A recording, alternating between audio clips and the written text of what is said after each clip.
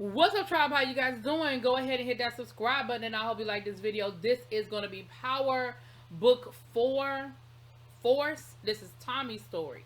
So, listen, we left off not at the end of Power, the original Power. Now, we know that he made a little guest appearance last season on Book 2, that whole situation, and then at the end, he sort of had to fake his death. But prior to that, which is where I think this picks up, is when he actually left town at the end when Ghost died and he was headed to California. Remember, he had this whole situation set up in California. So we see Tommy driving.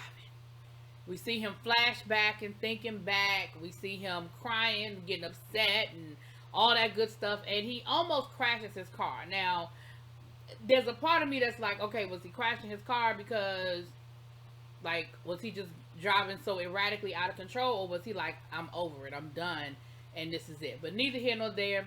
Doesn't happen. But we see that he's sort of right in front of a sign where if you go left, you're going to Chicago. If you go right, you're going to Lansing, Michigan. And he decides to go left, and he's going to Chicago. So we see him pull up in front of a house, and he has this picture with, I still don't know what that says on the back. I think it's something in Italian, maybe. I don't know. But it's something written on the back, and I don't know if it's the address to the house. I don't know what it is. But anyway, he's in front of this house. And as he's sitting there, some dude walks up to him and lets him know, listen, if you want to park in this neighborhood, you basically got to pay me. Like, I'm the parking police around here. He said, all of these are assigned parking spaces, and I'm here to, protect these spaces, so you got to pay me if you want to park here. And, Tommy being Tommy was like, really? Like, the fuck? Like, that's what you think about to happen? But the dude pulls out a knife, and Tommy literally starts laughing at him, and he shows him his then he ends up smacking him, talking about, and they're in Chicago, so he was like, yeah, that hurts, doesn't it? But then he ends up having a conversation with the guy, and he was like, where's the old lady buried, or something like that used to live there? And he was like, she ain't dead. So he tells Tommy where to find her. So we see Tommy going into like this retirement home. He's walking around. He sees this elderly woman who, she's in a wheelchair, and she looks like she may or may not be able to talk. He sees her, and he just sort of walks out. So I'm assuming that's the woman he's looking for. She's old enough that maybe his grandmother, at this point we don't know. Guessing, but I'm guessing maybe his grandmother. We find out later on that it actually is his grandmother, who his mother told him was dead. Why his mama told him she was dead, don't know. But we know that that's his grandmother. He hadn't seen his grandmother, I think he said, since he was 6. So we'll get back to that. Then we cut to a scene. We see a guy shaving, cutting a guy's head in jail. We find out later on that this dude's name is Diamond, and he's actually getting ready to get out of jail. We know that, there was a little crew there that you could tell they got beef with him, and they're like, listen, we ain't gonna mess with him here, but we're gonna let him get comfortable when he get out, and we're gonna take care of it there. But you can definitely see that Diamond is respected and loved. He was cutting one of the guy's hair. I think he was probably a trustee or something. And Diamond said, let me get you right. I might not see you for a while. And dude was like, you better not see me ever again. He was like, and I mean it. He said, when you get out of here, don't look back. Don't think about us. Don't come back. Be gone. When he's getting ready to get out, we see that the guards give him a barber set. He said, they were like, listen, we put our money together, so we wanted to, get you something. And they got him a barbering set. So again, that lets you know that just how respected this man is, that the guards bought him a gift on his way out. But you could tell that barbering is sort of his thing. The fact that they trusted him with, he had to let the guard know he was picking up the razor and everything, but the fact that they trusted him with the razor, but he was in like a little closed area, and I guess worst case scenario, if he had hurt the guy whose hair he was cutting, he wasn't going to go nowhere because he was locked in a little, so I guess, But anyway, so later on we find out that Diamond, when he does actually get out, his brother picks him up from jail, and we find out later on that Diamond had been in jail for 15 years. He ran an organization called CBI, I think it's called Chicago Brothers Incorporated. And so he was, oh shoot, I just dropped my notebook. But so he was just getting out of jail on his 15-year sentence. His brother picks him up, and you can tell that brother must have picked up with where he left off. Brother picked him up in a Lamborghini truck, and we see later on that he's living in a nice little spot or whatever. And Diamond is just trying to get himself acclimated into being back into the real world, you know, with dealing with real stuff. Later on in the episode, well, I'll get to that. I'm skipping way ahead. So while this is going on, Tommy wanders his way into a bar, and he starts flirting with the bartender. You know, they get to talking back and forth. They're talking about pepper pot soup, which I've heard of before. I've never had it, but I've heard of it before. And she was impressed that he knew what it was. They flirting. He's taking shots of Jameson. And he said, well, let me get some of that soup. And she was like, you can come back later on tonight when the kitchen's open. He was like, so the kitchen's not open? She was like, nope, the kitchen's not open. So you can come back later on tonight and get you some of this soup. I be here, you know.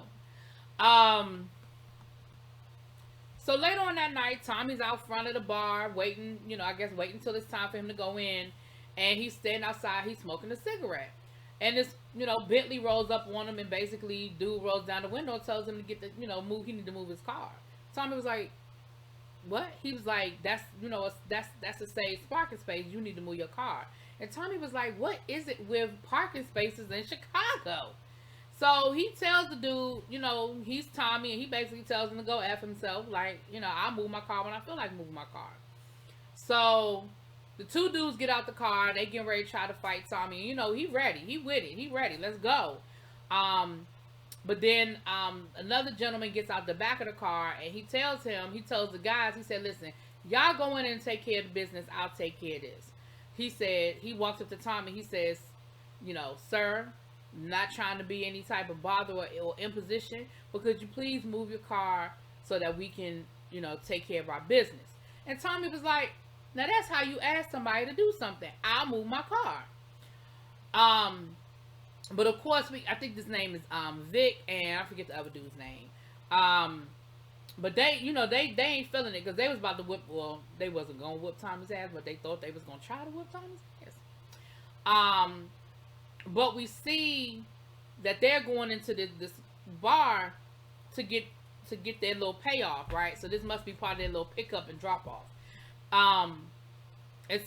The guy's name was Spencer. So Spencer tells Tommy, though, he was like, listen, I can appreciate how you handle yourself and everything. He was like, but you really don't want no problems with this family. Just, it is what it is. Just, you know, but don't start no trouble. And Tommy was like, you know, all right, you know, I hear you, but y'all know Tommy don't care about none of that. So then we cut to this older gentleman. We come to find out that he's the head of the Flynn family, which Vic is his son, the guy that was just got into it with Tommy. We see him talk, and I guess this is like an Irish family. Well, Flynn, you know. And he, you know, so we see him talking to his daughter. And what we find out is that the daughter wants a bigger part of the empire. She wants to run things. She wants to sit at the table, but her dad has these very old-fashioned views, and he was like, listen, you take care of our books, you keep our books clean, that's all I need you for. Like, when I got my boys out there in the street, I need to know that they can handle themselves, and if they need to fight, they can fight. If they need to tussle, they can tussle. I don't know if I had that with you, so it's best for me to keep you back here taking care of the books. Like, that's an important job too. And she is just not feeling it. She was like, basically, I want more responsibility. And so you see the frustration, right? From her. So, we see Vic inside talking to the bartender, and you could tell that they used to have a little something, you know. You can see that there's more going on there than she just has to pay restitution to the Flynn family. They're having this conversation as if there was like a whole relationship at one point, right? But what we find out is that for whatever reason, he doesn't want to tell his father about her. Now, I don't know if it's because she's black. I don't know if the father just doesn't, you know, he ain't gonna like her because she's a bar, you know, she works at a bar or owns a bar or whatever. But he's telling her, listen, you know, I'm gonna tell my dad, please, you know, tell me I'm not too late to make this work. And she was like, I don't know if you too late or not, but you know, it is what it is. So he's not happy about it, you know, but we see him talking to his little sidekick, and he tells him he's, you know, at the bar or whatever, and he says, listen, you know, we gotta make the drop later on, so I don't need you to get fucked up. Like, I need you to be ready. He was like, don't worry about it, I'm good. So Tommy goes in the bar and he starts talking to the bartender again, and you know, they once again, you know, they flirting and they connecting or whatever. And we see his partner at the end of the bar getting into it with a chick, and they get to arguing back and forth, and she's talking about something, keep your hands to yourself, stop putting your hands on me, I'm not trying to be talked to that way, or you know, felt up or whatever. And dude thinks it's funny, he laughs it off like it's not a big deal. So she goes over there, his name is Simon, she goes over there and tells Simon, listen, you can't be putting your hands on my people, I don't know why you here, but you need to either eat, drink, or you need to get out of my establishment. So he tells her, listen, you need to watch who you're talking to. You know, and she was like, oh, what? Like, you a bad boy. You not nobody I'm going to be scared of. So Tommy, of course, peeps the whole thing. And when Simon goes outside to, you know, relieve himself, Tommy goes out there and basically whoops his ass and breaks his hand. Now, after he breaks his hand, he looks at his phone to see what was going, I mean, just to be nosy, because I don't know what reason he would have to look at the man's phone. But he finds out about the drop, and he knows that Simon is supposed to be on his way to this drop situation. So Tommy takes it upon himself to go and run up on the drop. Well, actually, before he does that, he has sex with the bartender. And after they have sex, we find out that she was married in the military. You know, she was married, but her husband was deployed. He never came back home. You know, so that's just kind of that there. Now, while that's going on, we have this whole scene with the daughter.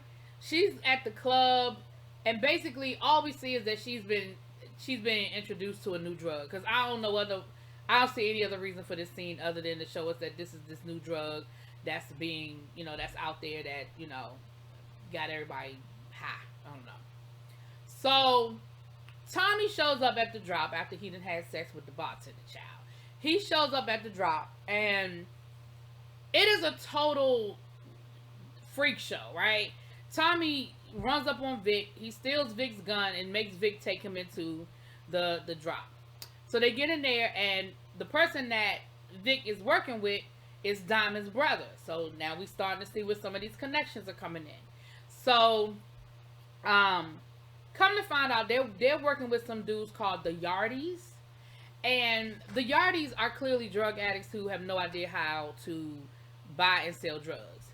They show up with the drugs. Vic show up with the money, but he's short. And of course, Diamond's brother is looking at him like, are you serious right now? Like, you short?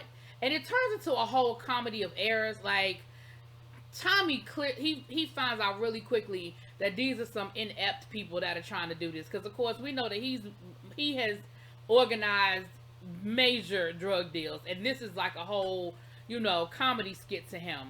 And by the time it's over with, child, he done killed the Yardies with Vic's gun. And Vic was like, all right, you know, let me get my money. Let me get my drugs, whatever. And Tommy was like, I'm going to take your money and I'm going to take your drugs. And it really ain't a whole lot you can do about it because I got your gun. Now, Diamond's brother tries to, you know, talk to him and say, hey, listen, take that money out of his cut. I ain't had nothing to do with this. And, you know, Tommy was basically like, oh, well, like, that's just the price you got to pay for who, you know, that's your price. That's the price for your involvement. And, of course, when Tommy leaves, you know, Vic was like, he's dead. Because, of course, he's a Flynn. So then we see the next day, we see Diamond and his brother talking, and we see his brother trying to explain to him what happened. He was like, so he just, some white boy just rolled up in there, took over y'all's exchange, and rolled out with your money and your drugs. Like, that's what happened. And he was like, yeah, and what was I supposed to do? He had the gun. Like, what was I supposed to do about it? So then Diamond is like, well, what's going on? Because this whole neighborhood used to be ours. You know, and the brothers explaining, listen, that ain't how it roll anymore. You know, most of the crews then fell apart. People gone to jail. People died. You know, we got gentrification rolling in. Like, it just ain't like it used to be. We can't operate like we used to operate. So he says, "Come here, let me show you something." So he ends up taking Diamond to a barbershop, and you could tell that it was must have been like their neighborhood barbershop. Maybe it was in the family once or something, but it means something to Diamond. And Diamond was like, "Man, when you told me this place was going under, like that hurt my heart. Like so many memories. This place means so much to us." And he tells him, he says, "Well, it's yours now, and you know it's paid off. The business licenses are up to date, and it's clean. Like this is your spot. This is your establishment." And you know, of course, Diamond is like, "I'm with it." And Diamond lets his brother know, like, "I'm not with all the killing. I'm not with that part of the lifestyle anymore." Now he didn't say he didn't want to do no drugs, do the drugs, but he was like, "I'm just not with all that killing anymore. Like I'm just past that." And then later on, while Diamond is kind of, you know, cleaning up or whatever, we see this dude come in, and Diamond tells him, "Hey, we ain't open." And dude was like, "Oh, okay. Well, you know, where you been?" He was like, "Yeah, I love this place." And you see Diamond kind of looking at him kind of funny, like, "What's up with this dude?" Um, but he talks a little bit more, and so Diamond like slides over like he about to pick up his razor because he don't know who this dude is, talking in riddles, wanting to know where he been, how long he been gone. But then he gets a phone call. He answers the phone, and Diamond can see his badge. So Diamond's like, "Okay, here go the cop. Okay, here we go. I got had this conversation, right?" So that's that. So we see Vic talking to his sister, and both of them are basically warning the other one, because she's like, "Listen, you done messed around and you done did business with the Yardies, and you done got yourself stuck up. And you know, Dad doesn't want us to do business with the Yardies. Like, Dad, that's not what he want for us." Um, and he was like, "Don't worry about me. You need to worry about yourself. Like, because basically you out here trying to do shit that Dad don't want you to do either." So we see Tommy look up Vic. We see Tommy look up CBI. Like, he's starting to know who these people are. So he goes back to the retirement home, and we see him actually visit his mother, grandmother, who was in the greenhouse. So, you know, he tries to talk to her, and when he says, what is it that's on the back of the card, she responds. I mean, she doesn't talk, but you can see there's a recognition in her face. So when he's leaving, somebody is following behind him, and of course Tommy ready. He got his gun out and he ready, and it's a black dude following him. And Tommy was like, "What you following me for?" And he was like, "Listen, ain't nobody ever came to visit her but me. So what you doing here visiting her?" And he was like, "That's my grandmother." And the dude was like, "That's my grandmother too." So we find out that Tommy got a black half brother who he thought Kate was dead. And Tommy told him, "Well, you got the better end of the deal because she dead to me." And he basically lets dude know, "Listen, you ain't miss out on nothing by not having her as a mother because basically she won't shit." And we found out he was raised by his father. And Tommy said, "Well, Kate lied to me and told me that her mother was dead. And they lied to you and told you that she was dead. Like, I don't know why." But you know, it's one of those really awkward situations where they trying to figure it out or whatever. And at the end of the day, they do exchange phone numbers. Well, Tommy takes his phone number, like, "Well, maybe I might want to call you sometime." Now, mind you, the whole time Tommy is taking this detour through Chicago, he's getting phone calls from LA telling him he need to get his ass to LA, like it's time to work. Um, when he leaves from his brother, he actually throws the phone number away, but then he picks it back up. And as he's driving, don't know if he was actually planning on leaving town when this happened or not, but as he's driving through, the SUVs surround him and they make him pull over. And Simon tells him, like, "I told you, this ain't the family you wanted to tussle with. So now you got to come with me." So they end up taking Tommy down to Flynn's house, and he meets Daddy Flynn. And you know, Daddy Flynn wants to know who he is, what he doing there, why he here. And you know, Tommy lets him know like what it is and what happened. And he tells him, you know, Tommy gives him the drugs back. Now he kept the money, but he gave him the drugs back. I guess that was like as a sign of, you know, good faith or whatever. And he tells him, he said, "Well, listen, I'm gonna need you to leave town and don't ever come back. Like, okay, our business here is done. I'm not gonna kill you, but you need to leave town." And of course, Vic is not happy about that because Vic wants Tommy to die, but that ain't what happened. So, and we see Tommy, you know, rolling out, and we see Tommy basically telling the people in Chicago, in California, He gonna stay in Chicago and he gonna be his own boss, and that's it. That's all. So that's episode 1. We'll see how it unfolds. We see how all these characters start blending together and intertwining, honey. And I'll talk to y'all later. Peace.